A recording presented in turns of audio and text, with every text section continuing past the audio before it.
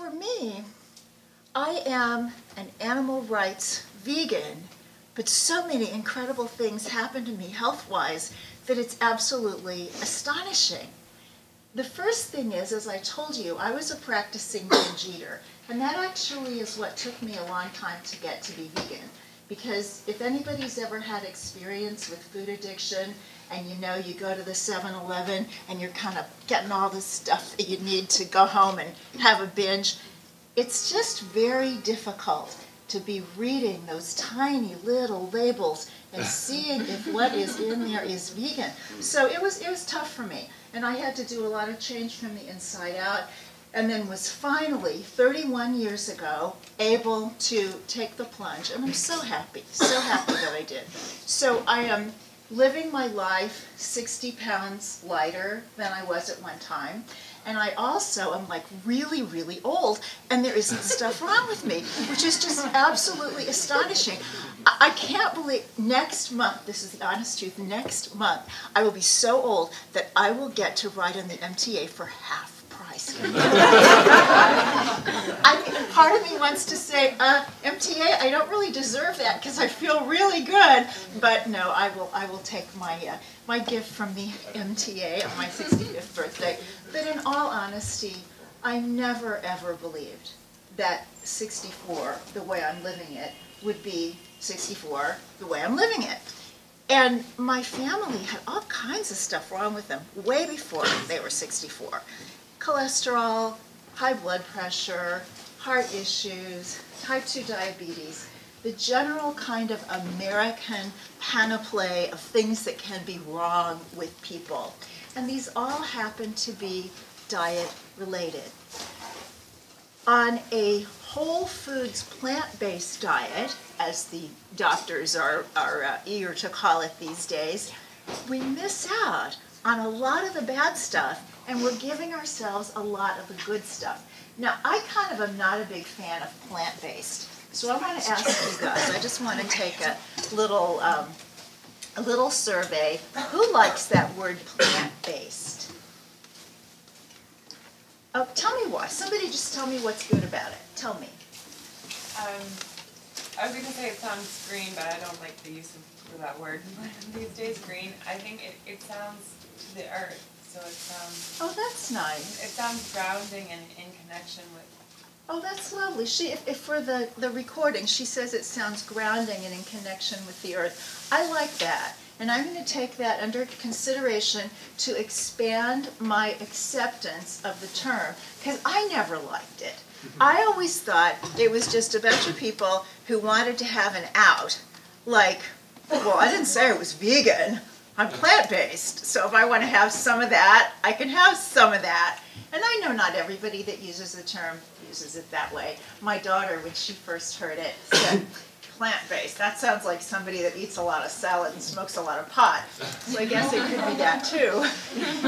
But what we're really talking about is what for a really long time we just knew as vegan. Now I'm going to just read you some quotes. I have them here so that I make sure I don't misquote anybody. I'm going to do a little quiz. I'm going to ask you guys just to kind of shout out a guess of the year that this quotation about how healthy it is to eat this way appeared in the world. The first one comes from the Permanente Journal. So this is Kaiser Permanente, great big old HMO. They have a lot at stake in keeping people healthy. So what they said was, healthy eating may be best achieved with a plant-based diet, which we define as a regimen that encourages whole plant-based foods and discourages meats, dairy products, and eggs, as well as all refined and processed foods. So shout out a year. Who wants to tell me when you think that appeared? 2014. You're very close, very close. 2013. Okay, you're good. And it was probably late 2013. Okay, I got another one. This is from the American Journal of Cardiology. I love this one. Only pure vegetarians, for practical purposes, do not need statins. Most of the rest of us do. Just sit with that one for a minute. This is a great, big, prestigious cardiology journal saying, okay, you guys, the way you live, you're all going to be sick, die prematurely, unless you are prophylactically on a drug that really ought to be prescribed to every adult except those crazy vegans. That is quite a statement. I'm going to read it again, and then you can tell me in here. Only pure vegetarians, that's us, for practical purposes, do not need statins. Most of the rest of us do. What year?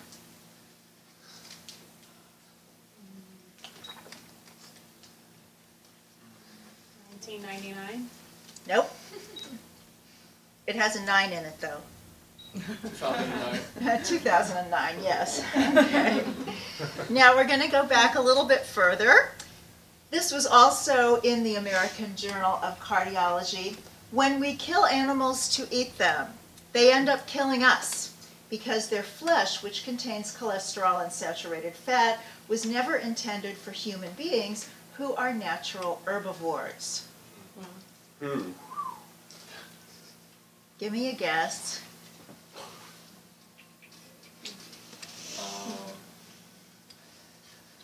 You know what? I couldn't find the exact date. The closest I could come was 2003, so we're going to say maybe it was 2003. But anyway, again, American Journal of Cardiology. Are you beginning to see that if you run into a vegan doctor, chances are he or she will be a cardiologist? There are others, but the heart is really the big deal for this way of eating from a health point of view. Here's one. Journal of the American Medical Association. A vegetarian diet can prevent 90% of our thromboembolic disease and 97% of our coronary occlusions. What year? Could you repeat that again? Yeah. A vegetarian diet can prevent 90% of our thromboembolic disease and 97% of our coronary occlusions. 2011? Nope. 95. Nope. 2000. No. 81. You're getting close. Wow. Oh, I bet you the 70s. Wow. 78. 1961. Oh my goodness. Now I want you to think about what that is historically. Now 1960, in addition to being the first season of Mad Men, was when John Kennedy was elected president. I mean, that's ancient. That is a really, really long time ago, but that was known even then. And this is important as we get along and talk a little bit about some of the healthy things that we need to do to really ensure that we get all these great results for ourselves and our own vegan eating and living, is that this was known before some other things were known. Did they know in 1961 about omega-3 fatty acids?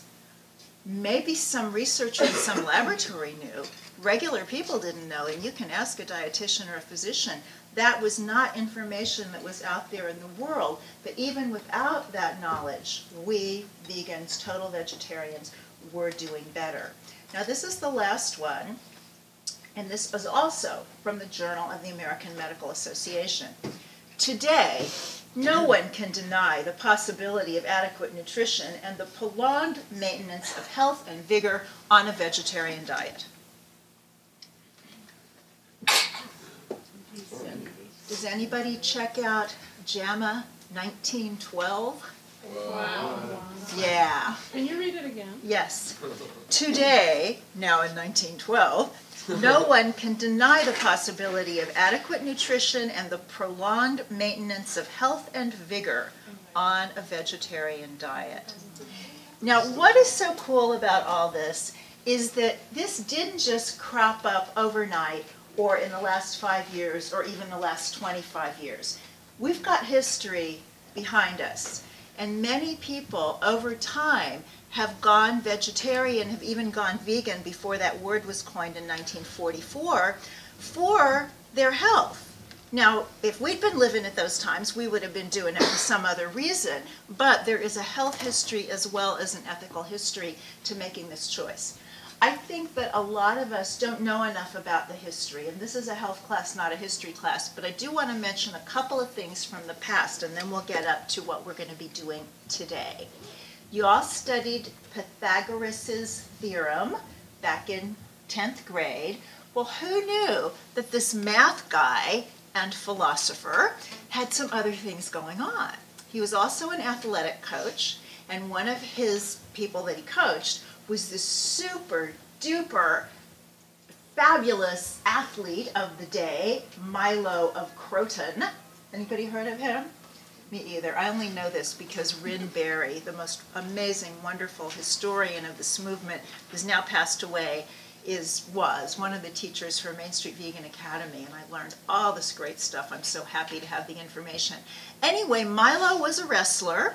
He won 6 Olympiads, but like everybody else who trained or studied with Pythagoras, he had to be willing to first do a 40-day fast and then go on forever what we would now call a raw vegan diet. Is this cool? And then moving forward to much more recent history, we had people in the 1800s like Sylvester Graham. Sylvester Graham was a health reformer, and he had a lot of really great ideas. He said you can never be healthy as long as you're eating meat and as long as you're eating refined flour products. That was new coming onto the scene. He was so popular that in 1830, when he went to speak in Boston, there was a coalition of butchers and bakers who joined forces to make sure that he couldn't find a venue for his speech. He was really big. Now, he had some strange ideas, too. He believed vegetarianism could cure alcoholism. Okay, so it doesn't cure everything, but you know, we kind of have to move through some of these hypotheses that don't work to end up with all the many that do. Now, somewhat after Graham, we had another guy with a cereal company named after him, and that's John Harvey Kellogg. Now, John Harvey Kellogg was interesting because he was a gastrointestinal surgeon. He didn't become vegan or vegetarian because of the ethics of it. He did it because he saw all these patients, and he was good, and they came from around the world to get him to operate on them. And he finally woke up one day and said, wait a minute, most of these surgeries wouldn't even have to happen if people weren't eating this terrible food, mostly meat and refined flour products, which in those days, I think even more than now, there were beliefs that raw vegetables were bad for you and tomatoes were poison and things like that. So people's diets were not great. So he started the Battle Creek Sanitarium in Battle Creek, Michigan, and he had all kinds of celebrities going there. You know, it's really funny. Today we get these celebrities. How do you feel when we get a new celebrity who's supposedly vegan? I'm kind of like, yeah. I feel that there ought to be a sort of what do they call it? Probation period. So any celebrity who says they're going to be vegan has to do it for 3 years before they can go public. You know, we just want to know, and if she's a woman, we want to make sure she can get through a pregnancy without saying, well, I was vegan and I'll be vegan again after the baby's born. Give the baby the best start possible, please, and be vegan now. But anyway, God bless Russell Simmons and some of the others that we know we can count on. But in those days, there were people like Amelia Earhart and Edison, terrible man Edison in many ways. I shouldn't say that because probably he had great things about him too, but he did a terrible thing to an elephant. You all know about that? I won't even go into it. It was bad. It's over. Okay. But went to the Battle Creek Sanitarium for his health. And some of the people that went there at that time who were well known actually did become vegetarian. I'm thinking of Johnny Weissmuller, who was the first Tarzan. George Bernard Shaw went there. So this is not new. So what have we got? What we have is a wonderful way of eating that has absolutely been proven, reproven, and never disproven to not only prevent but reverse, as all those quotations said, heart disease. Well, what's the big deal about that? That is the #1 killer of women and men in the Western world. So if it only helped that, if it didn't help anything else, we would still be so far ahead with this way of eating. Now, I do need to say that in those studies that showed that this reversal can take place, it wasn't just, okay, I'm going to be vegan now. It was a very specific kind of vegan diet. And there's a little bit of rub there, because as animal activists, we don't want to walk up to people and say, okay, here's your new diet, and you can't have this and this and this and this and this, and have them walk away. But for people with advanced heart disease, the kind of diet that turned it around was vegan or near vegan. The early research done by Dr. Ornish did include some low-fat dairy and some egg whites. And it was also oil-free. I'm not oil-free. I don't have a desire to be oil-free. I don't think I need to be oil-free. But to just full disclosure, that's the kind of diet that the heart disease patients were on. Now, what about other kinds of diseases? There's all sorts of evidence in the literature that this can be a really great diet for certain kinds of cancer, for the prevention, certainly of colorectal cancer.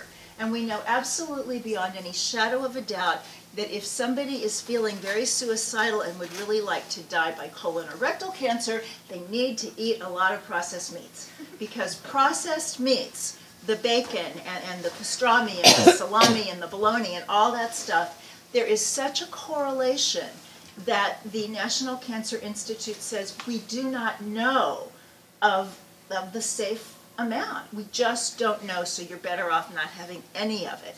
So all your relatives that are saying you're doing this crazy thing and you're trying to get them to be vegan, you know, maybe for now, just get them off the bologna and bring in some vegan cold cuts. That would be a good thing. There's also some evidence that eating in this way can prevent, for example, prostate cancer. And very interesting there, particularly if you have children or grandchildren, if a man goes vegan in adulthood, there is some degree of prevention against prostate cancer. But if a little boy is vegan and grows up this way, it is almost guaranteed that he won't develop prostate cancer. Interesting, isn't it?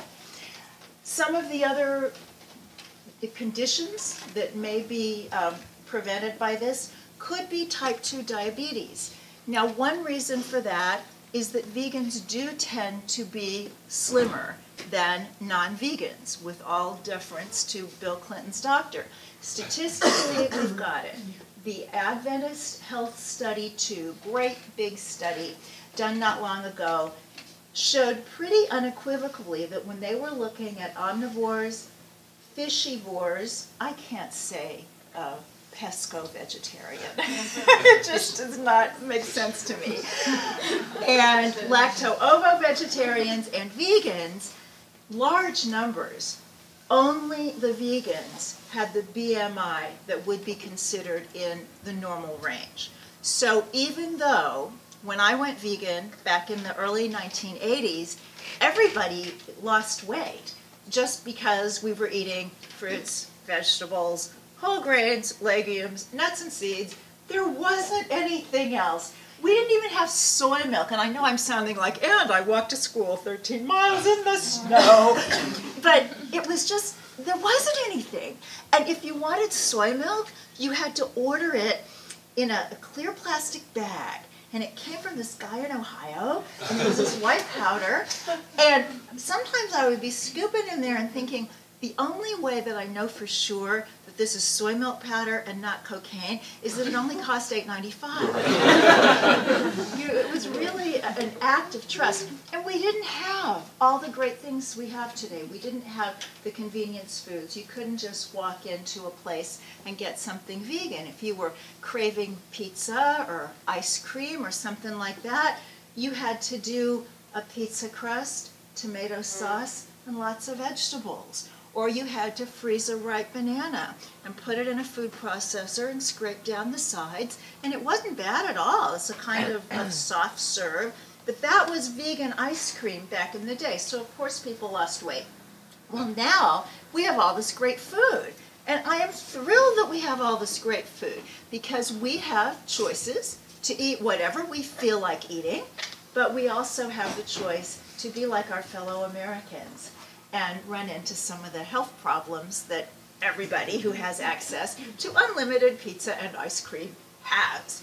So, is vegan junk food better than non-vegan junk food? For the animals, yes. For us, kind of, sort of. There's no cholesterol in it, and that's because cholesterol is made in the liver. We make it, animals make it. No plant has a liver. Processed sugar doesn't have a liver. There's plenty that's wrong with it, but it doesn't have cholesterol. So okay, we got that. Chances are it's not going to have a lot of saturated fat. Saturated fat is the kind that the body can turn into cholesterol. But if there's palm oil or coconut oil, that's going to be saturated fat. We're not seeing so many of the horrible trans fats anymore. Those were really, really bad. They still have it in the tofuti cream cheese. So if you like that, kind of watch it. Make your own cream cheese. So maybe it's a little better. It's also expensive. This is one of the great things. I love our vegan cheeses, our really good vegan cheeses. Do y'all love them? I went so many years remembering cheese. It was kind of like remembering an old boyfriend. You know, the ones from like way back, and you forget everything that was wrong with them, and you're with your new boyfriend now, and it's sort of like, well, Herbert wouldn't have done that. Yeah, well, because you don't remember everything that was wrong with Herbert. Well, that's kind of how I was remembering cheese. It's like, oh, I remember cheese. Oh, I remember the candles and the wine and the cheese and the fondue. I probably wasn't even there. I was probably just like Brian Williams. I just think I was there. But I'm happy we have cheese now. And I'm happy that it costs a lot of money, because I don't want to be eating something that concentrated in large quantities all the time. That's not how it's supposed to work. So I'd like to share with you how I think it's supposed to work, but I'm not going to tell you from just me, because I am a philosopher. I'm not a physician or a dietitian, but I know a lot of them. I hang out with them. I have them on my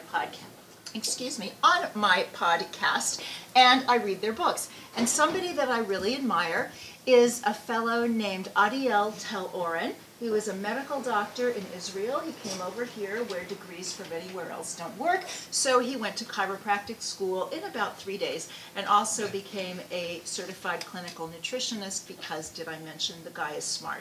So when people say to him, but what do you eat? This is what he tells them, and I'll tell you. He says, well, every day I would like to think that you are having a great big salad. Now, we got to talk about big and salad if you want to be a super healthy vegan. Do you know where I get my salad bowls? The restaurant supply house. Because nobody else makes them big enough if you seriously want to do some tossing. So I have my salad bowl, my husband's and my salad bowl. The company is coming for dinner salad bowl. Well, maybe it's not quite that big, but it's a whopping big old salad bowl. So that's what the doctor is saying. You know, have a nice salad with all kinds of different wonderful greens.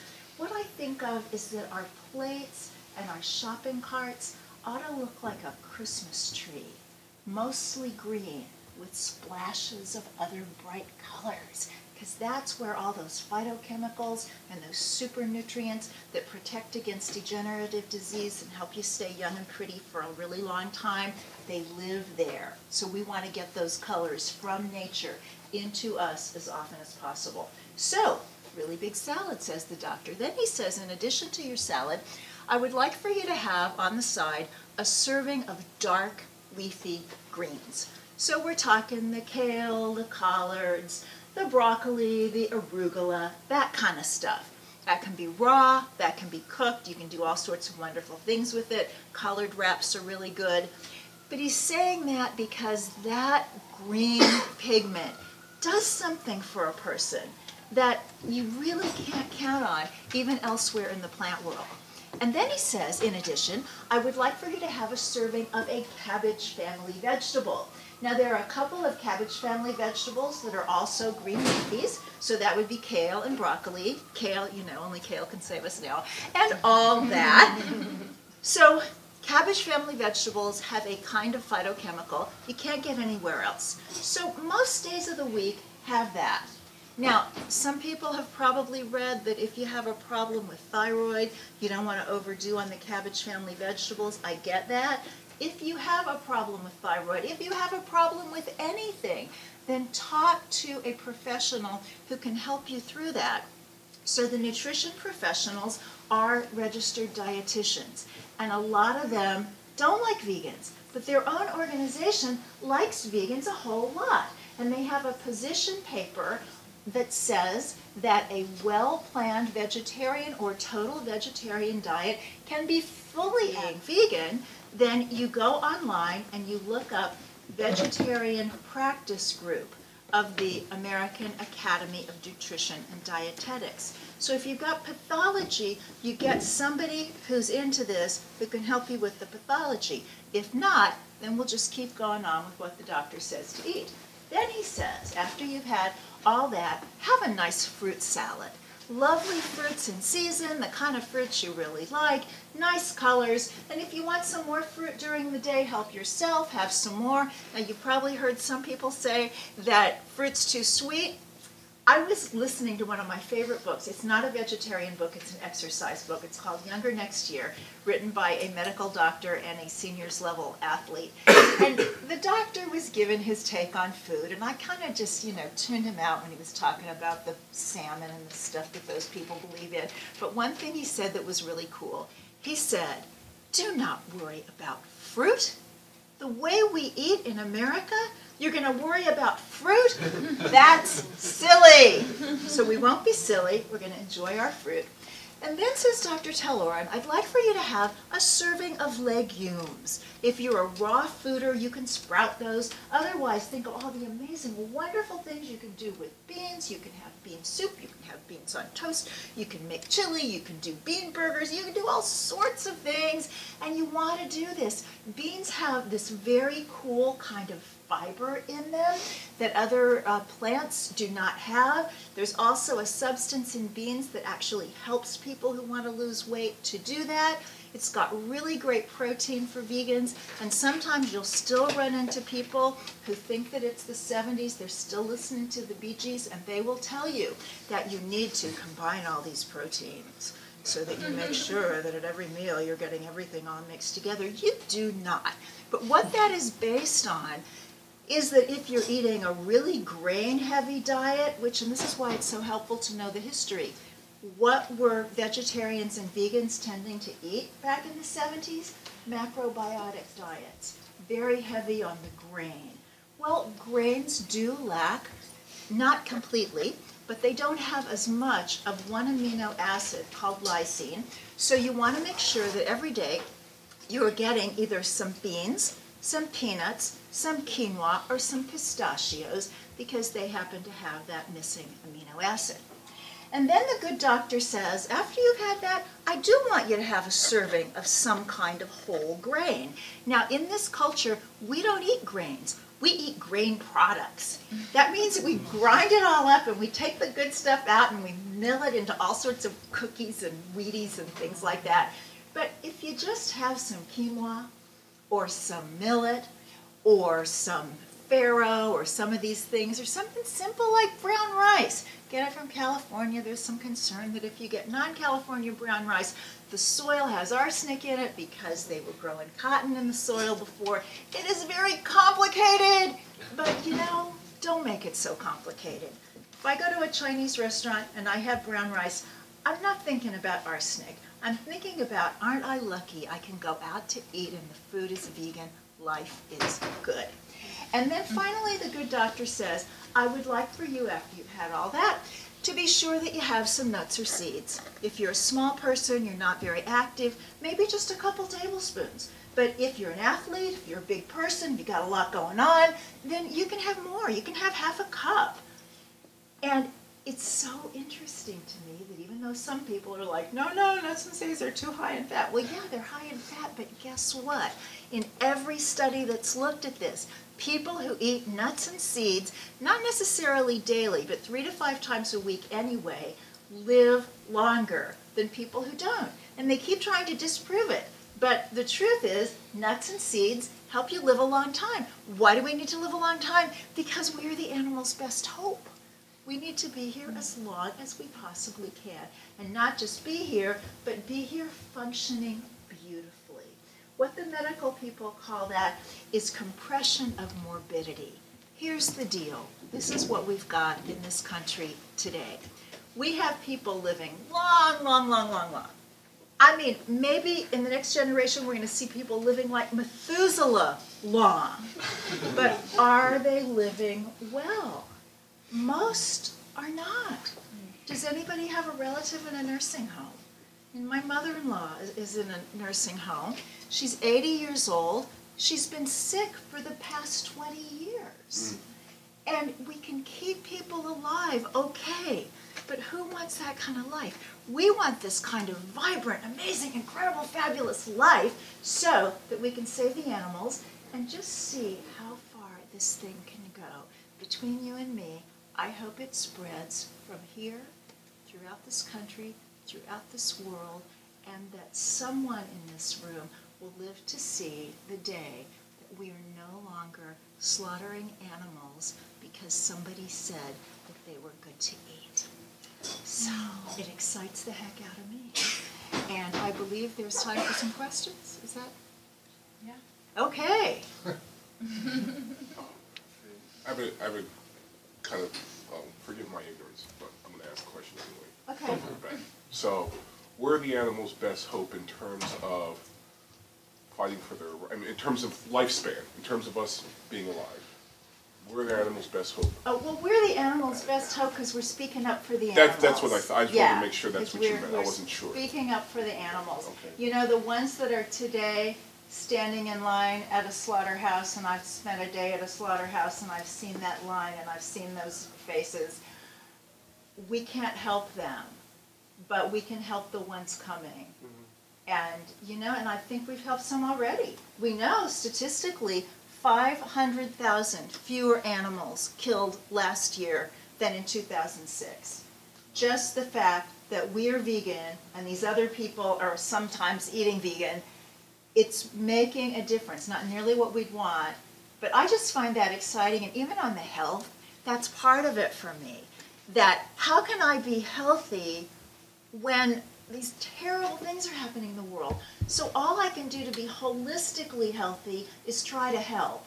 And that's going to not only be good for my arteries and all that, but also for this kind of life force that makes everything better. Okay, thank you. Thank you.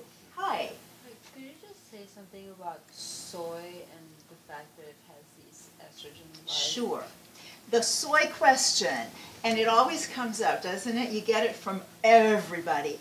You know, it's so interesting that a little bit of knowledge is a dangerous thing. And it seems that everybody has a little bit of knowledge about soy and they think they have a lot. Well, I have some, and I wouldn't begin to say that I have a lot. There's a dietitian named Virginia Messina who has a lot. Another dietitian who writes with her, the man, somebody, Vegan for Life, Jenny Messina, and does anybody know her co-writer's last name?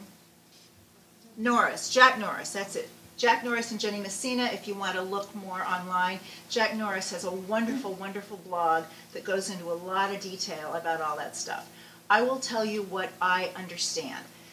What I understand is, yes, it is true that soybeans, but not only soybeans, also the little seeds that we're all loving on, chia seeds, flax seeds, have phytoestrogens. Phyto means plant, plant estrogens, and so some people have gotten all upset about those, and they say, I can't eat soy, because soy, if you're a woman, it will give you breast cancer, and if you're a man, it will give you breasts. So it's like, okay, let's just calm down and see what we're talking about here. These phytoestrogens actually attach to the receptors in your body that are there to pick up the estrogen, and they block the really dangerous estrogens, which are called xenoestrogens. Xeno means foreign, and we're getting them from pesticides, we're getting them from the BPA lining of the cans and the plastic bottles. So actually soy is protective.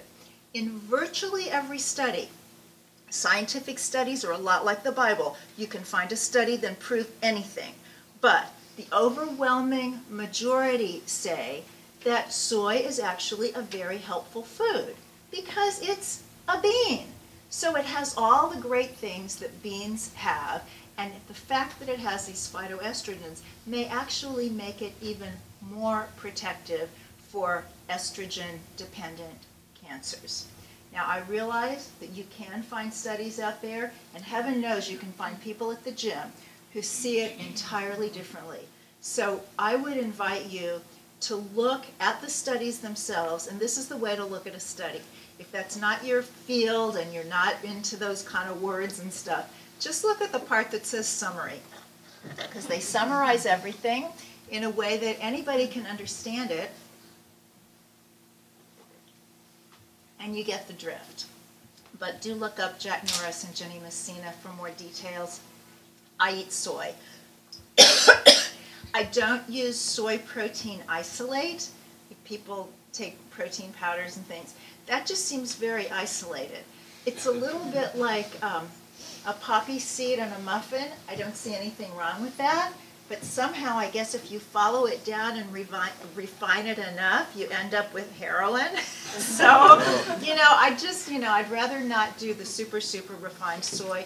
Best soy is supposedly edamame, tempeh, and miso, the very least refined. Tofu's not too bad.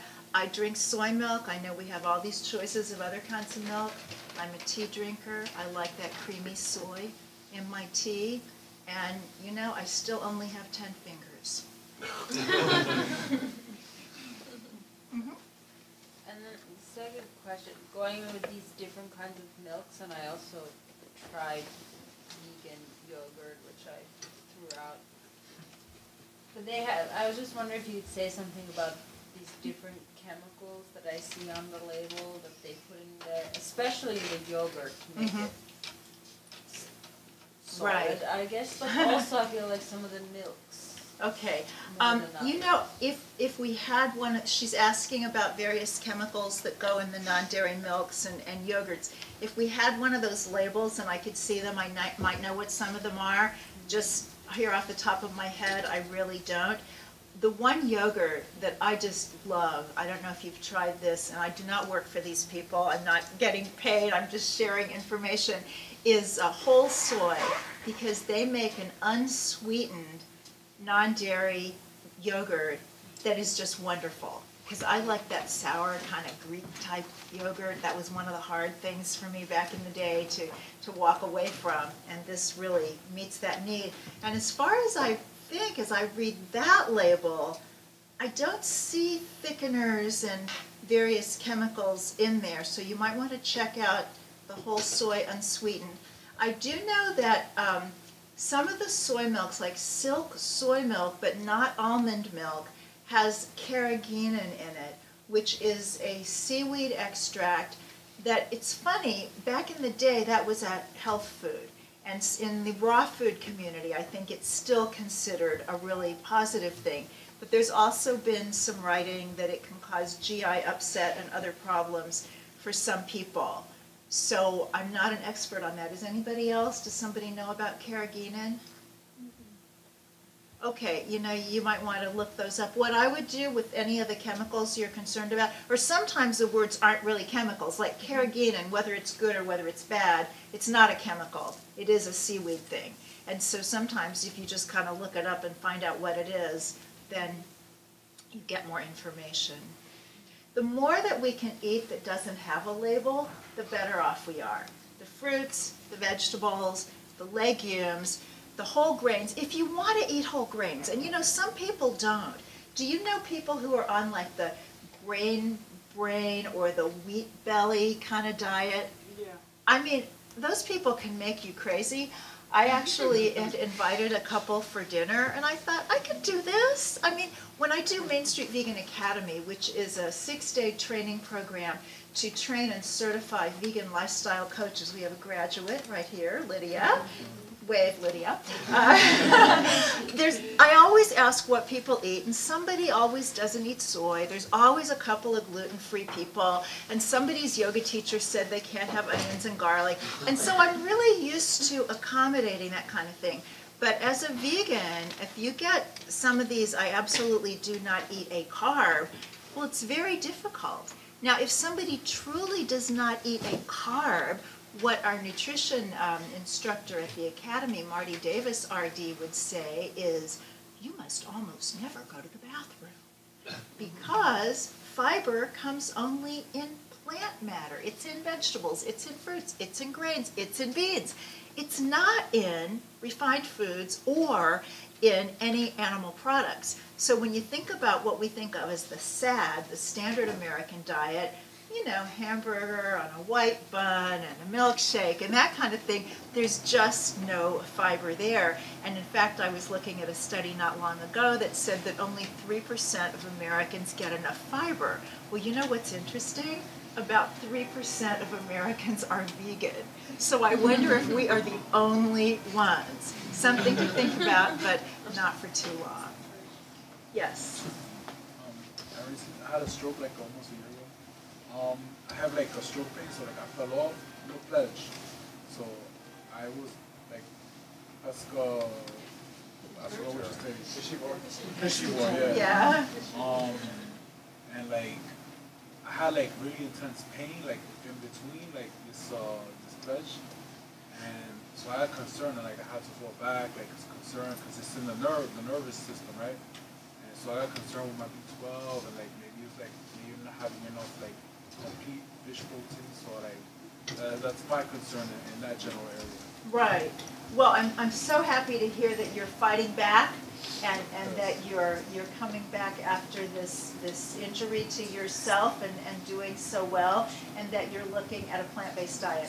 I'm not a physician, so I can't advise anybody on pathologies, but just listening to you friend to friend, I would say B12 is something that we all have to be aware of as vegans. It is the one nutrient that is not reliably found in the plant kingdom, so we have to get it. Now, when you're young, you don't really have to get it every day. You can take it maybe 3 times a week, but you know, get in the habit, because one day you won't be young, and you want to be in the habit. Now, what's interesting about B12 is it's so hard to get out of the food, out of the animal food, that according to the Academy of Medicine and the National Institutes of Health, anybody over 50 should be taking B12, no matter how much animal food they're eating. So if you are concerned, if you do have nerve issues, I would suggest that you look for a really great neurologist who would be open to this kind of thing. I know that getting injections of B12, sometimes very helpful for things like peripheral neuropathy, migraine headaches. You know, I don't know if that would be helpful to you, but you want to find a physician who's not going to say, oh my gosh, go run and eat meat, because let's just say B12 is part of the issue. There are much more efficient ways to get B12 than by trying to get it out of animal foods. The protein thing, again, I'm not a physician. I can't say that it has absolutely nothing to do with a neurological situation, but protein is this big, scary thing that isn't really scary. Because have you ever known an American who's not anorexic who's had a protein deficiency? Now, do you know somebody who's had heart disease? Do you know somebody who's had cancer? Do you know anybody with diabetes? Do you know anybody with Alzheimer's? Yeah, we know all that, but protein, it's really not an issue. So you want to eat a varied diet, and you really want to eat good food. I mean, I know there are vegan donuts and vegan marshmallows and all that stuff, and hallelujah. But if you're really trying to rebuild health, you want to eat a super duper colorful diet. I think anybody trying to rebuild health can get into juicing and green smoothies and just the beauty of it all. And the other thing you said that I just want to address, you said, I fell off. From all my years of dieting, and I mean, I was a fat kid and my dad was a diet doctor, and if you want to feel sorry for me, please do, it was horrible. But I grew up on falling off. I was always on a diet, and then I would fall off. This is not about falling off. This is about a commitment to a magnificent way of life that is saving lives and doing so much for the planet. And so if it happens that you do something that you wish you hadn't done, I mean, good heavens, we all do things we wish we hadn't done. Then you just get up and you just keep going. So you didn't fall off of anything. You're just right on time, doing fine, in my opinion. So stay with it, stay with us. So I guess the other thing I want to say to you is read some really, really good books on the health aspect of all of this. And there's some wonderful audio books too. I mean, Dr. Joel Furman, you know, he doesn't say be completely vegan, and I just want to say to him, Joel, say be completely vegan. But he doesn't. But what he does say is really, really good, really, really helpful. Anything from Dr. Neil Barnard, who does say be completely vegan, is really good. And I happen to know a neurologist in the city who is fabulous, kind of sort of playing with vegan, but a really great guy, and I'd be happy to give you his name afterwards. Yes? Yes, do you know how to find out about B12 dosing? Because everything I've read online is like 3 to 40 micrograms. And then they have these supplements in the health food store that are like 1,000. Yeah. So I can't, I mean, I'm not talking about the shots, but Right. just, supplement. Yeah, I have a new book coming in May, The Good Karma Diet, and I talked with a lot of dietitians to get information for the book. And as I recall, and I can check this for you to be absolutely certain, but I think what most of them were telling me is 100 micrograms a day, or you could get one of those great big ones and just take it once a week. I mean, Marty Davey, the dietitian that I mentioned who teaches for the academy, says she just can't remember to take something every day, so she does it once a week. So your body stores it? Your body evidently does store it well enough that, that works. The other thing is B12 is in a lot of these foods that we were talking about, like the non-dairy milks, certain breakfast cereals, most nutritional yeast, but you have to buy the kind that come in the package so you can read and see. It's not naturally occurring. It is added to nutritional yeast. But when I send you guys the handout, I'll send you the exact number for what my dietitians are telling me is good for B12.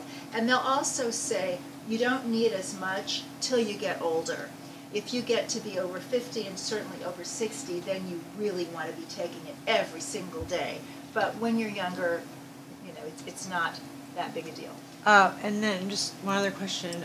Most things you read say, well, if you're going to take a B12 or B6, not to take it isolated, but to, take in combination with the rest of the B complex. Mm-hmm. And yet, there's a lot of contradictory Right.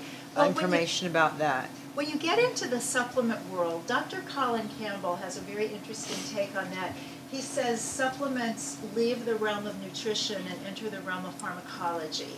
And it is kind of interesting. I think that there's a lot to be said for judicious supplementation, but it can also make you crazy. And we've all known people who have 180 bottles of vitamins on their kitchen table. You don't even know how they can keep track. So I have heard the thing, too, that if you're going to take a B, take all of it.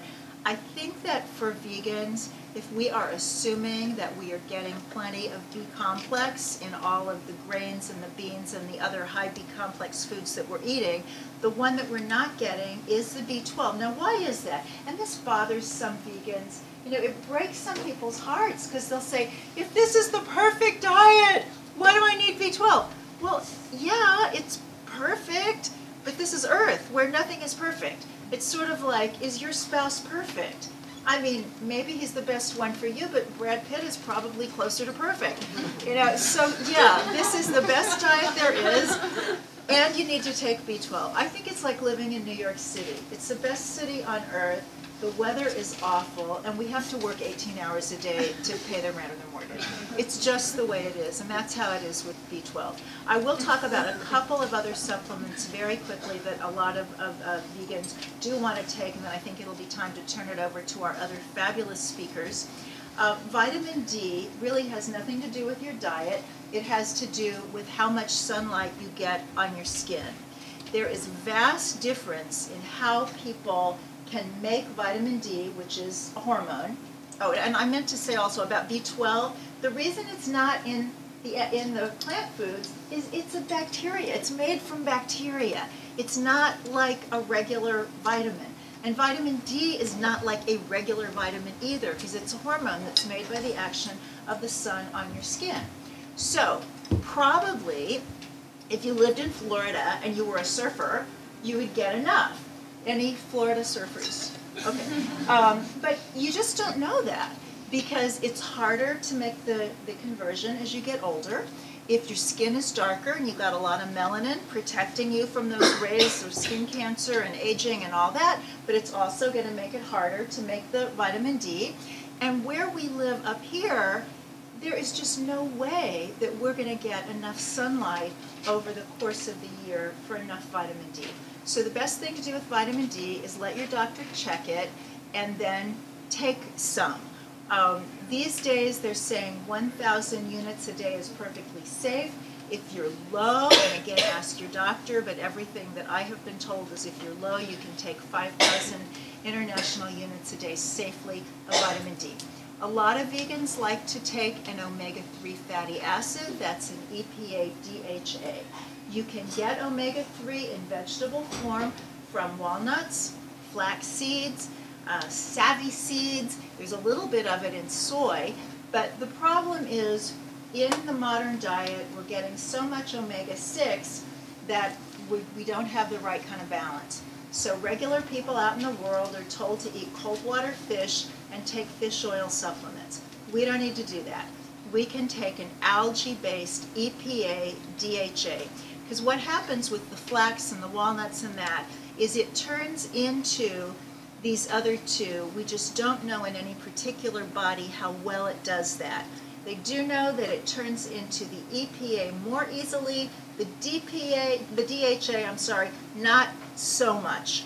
So if you take an algae supplement that has 250 milligrams of the DHA, that should be good. Now, there have been some problems with people taking fish oil, prostate cancer, for example. So with the vegan supplements, we don't know if that problem exists or not. So my dietitians will say, be on the safe side and take it maybe 3 or 4 times a week.